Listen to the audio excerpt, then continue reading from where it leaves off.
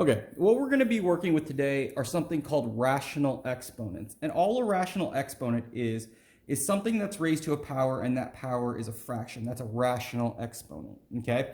What we're going to be doing is we're going to be taking things with roots and we're going to be writing them as rational exponents.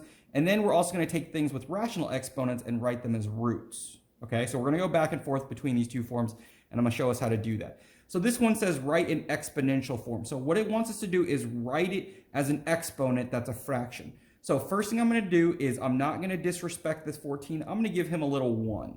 He deserves some respect as well. Now, what power is this root right here if there's no number? Well, that's a square root, so it's going to be a power of 2, right? So what I'm going to do is I'm going to do this. I'm going to write the 14, I'm going to write the A, and I'm going to write the B, okay? Then to make this exponent as a fraction, what you're going to do is you're going to put the exponent divided by whatever the root is. So in this case, my exponent is a 1 for the 14, and what is the root? It's a 2. This A, what's the exponent? It's a 3. What's the root? It's a 2.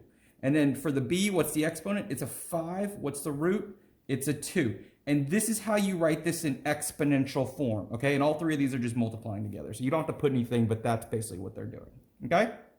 Now, to write in radical form, first thing I'm going to do is I'm going to put my radical, okay? And I'm going to put my whatever this is. So if this is a 7a, if this is x, whatever, you're just going to put it inside. So this is a 7, okay? Let's put parentheses for me.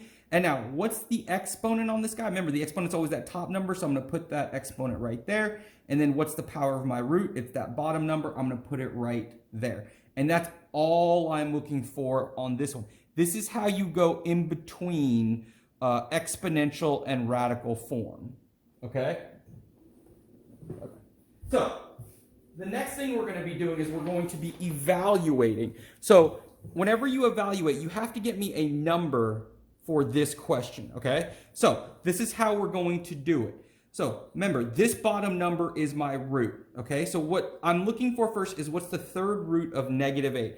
This is how we're going to do that. So third root of -8. So all of us are going to have this sheet right here, okay? So these are squares because it's to the second power. These are to the third power, fourth power, fifth power. Since I'm looking for the third root, I'm going to use this middle part right here that's to the third power.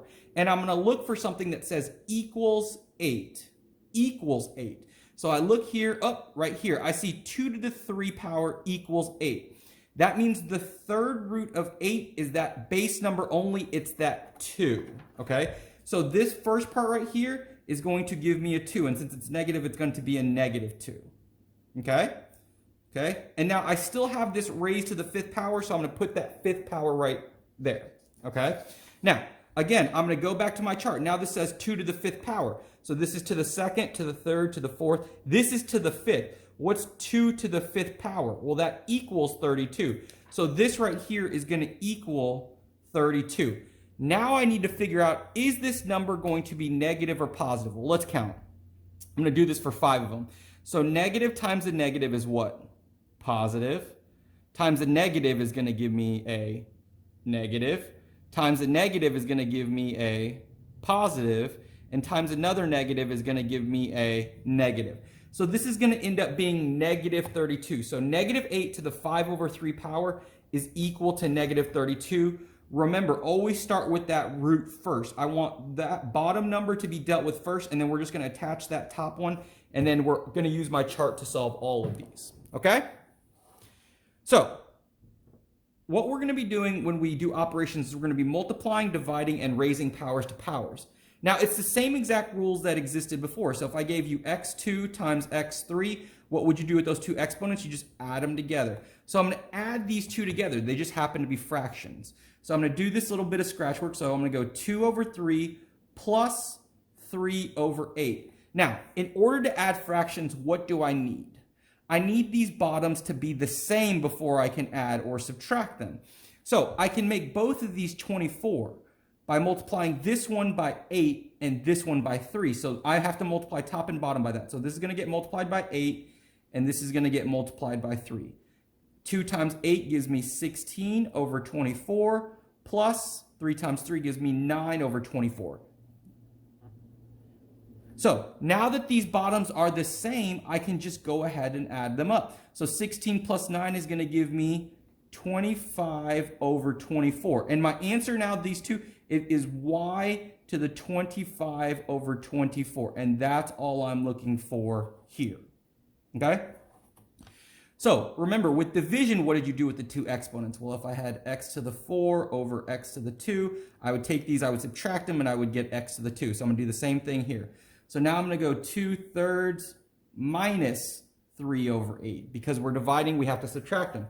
So same thing, multiply this one by 8, multiply this one by 3 because they're the same numbers. I'm trying to get these bottoms to be the same. So it's going to be 16 over 24 minus 9 over 24. And 16 minus 9, why do I keep writing 25? So 24. So 16 minus 9 is going to give me 7 over 24. And so my answer here is y 7 over 24. And that's all I'm looking for right there. Okay? Now, last one. Remember, when you raise powers to powers, so let's say this was x2 to the 3, you just take these two and multiply them when you raise powers to powers because of this parentheses. So it's x to the 6. So I'm going to do the same thing here. I'm going to go 3 times 1 over 4. Well, this one isn't a fraction. I'm going to go ahead and make it a fraction. And then remember, all you do is multiply the tops and multiply the bottoms. So 3 times 1 is 3 over 4. So this is going to give me x to the 3 over 4. Okay? And that's what we got for today. Let's go.